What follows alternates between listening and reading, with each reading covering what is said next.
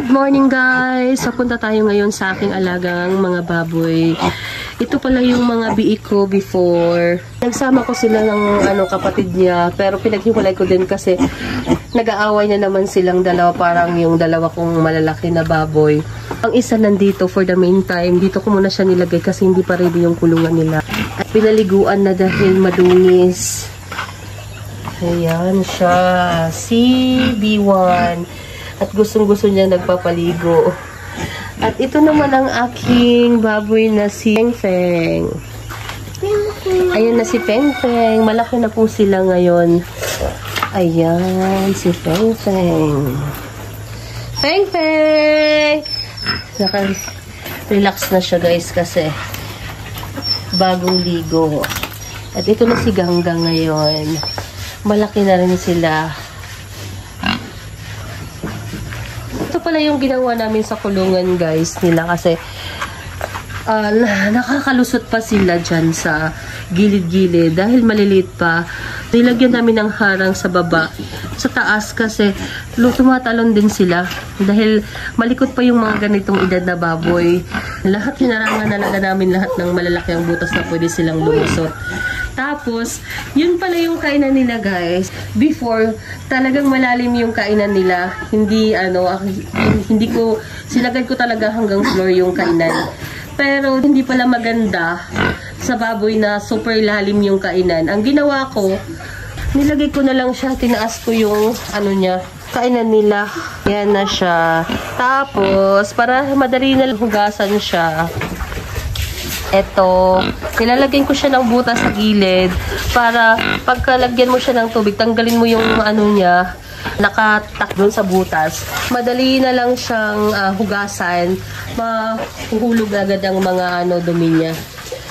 Ganun ang ginawa ko. Ito pa siya guys, hindi pa siya tapos ang isang kasi ang ipapagawa ko talaga dito, 6 na farrowing pen. Ang 3 hindi pa nagawa. Ang pangatlo na farrowing pen ko is hindi pa din nagawa siya. Ito pa nakatambak dahil nagkasakit din yung gumawa ng bahay nila.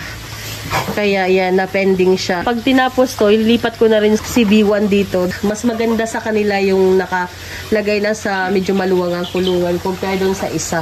So, doon sa maliit lang. Tapos ito pala guys, baka hindi ko napakita masyado doon sa video, yung farrowing pen kung paano ginawa. Ayan yung design niya. Ayan. Ganyan siya pinadesign. Ito sa harap, straight lang siya. Ganyan. Ganyan. Tapos, doon sa baba, ay pinaano ko siya. Ganito. Medyo mababa dito sa baba. Kasi para pagka may barako, sa kanya.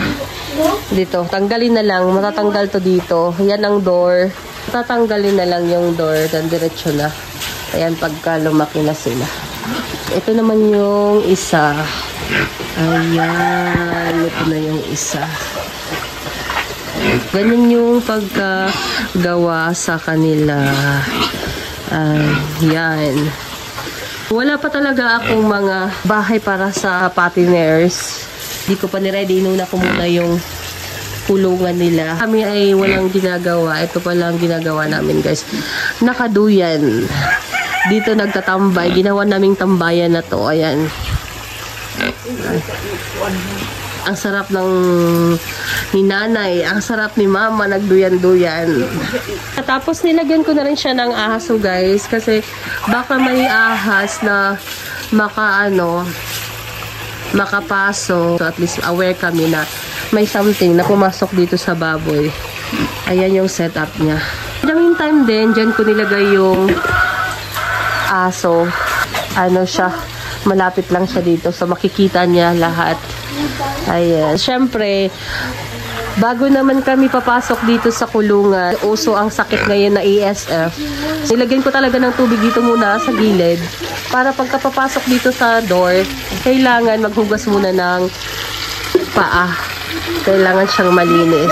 Kailangan talagang malinis din ang kanilang kulungan. Ginagawa ko, bago ko sila pinapakain, talagang pinapaliguan or nililinis ko talaga yung mga tae nila at nililinis ko muna sila para iwas sa bacteria at sa mga viruses at mga sakit na kung ano man na papasok sa kanila. At syempre guys, naghihigpit din ako.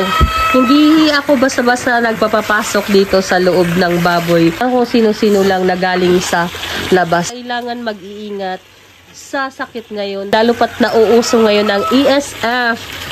Kailangan natin talagang mag-iingat guys. Dahil nagkasakit yung gumawa ng mga kulungan nila, hindi ko pa nalagyan sila ng tubo dito sa gitna guys para sa inuman nila. Ngayon, wala pa talaga silang tubo. Kaya, ayan. Ang ginagawa ko, ilalagyan ko na lang sila ng tubig. Pero, para dun pala sa nakapansin o sa disclaimer lang, itong mga ano nila, pagkain nila, bago po to. Nilagyan ko lang ng konting tubig kay para mainom nila. Maya-maya naman, lilinisin ko yan at papalitan ko ng tubig. Bang wala pa silang drinker. Yan muna ang ginawa ko. Lilinisin ko yung kainan nila. Lagyan ko ng tubig. Pagka pakakainin sila, papalitan na naman. Water na naman pagkatapos nilang kumain. Yan ang ginawa ko. Yan lang ang update ko guys. Kung gusto nyo pang malalaman ang mga sumusunod na mangyayari sa kanila, i-like nyo lang at i-follow lang ang aking YouTube channel at i-update ko kayo hanggang sa manganak sila, hanggang lumaki na rin tong maliliit kong mga biik. By the way pala guys, magto 2 months pa lang yan sila guys. Uy, namula na siya. Ayan. This is for today's video. Thank you for watching. Don't forget to hit the notification bell and like and subscribe. Thank you. Bye-bye.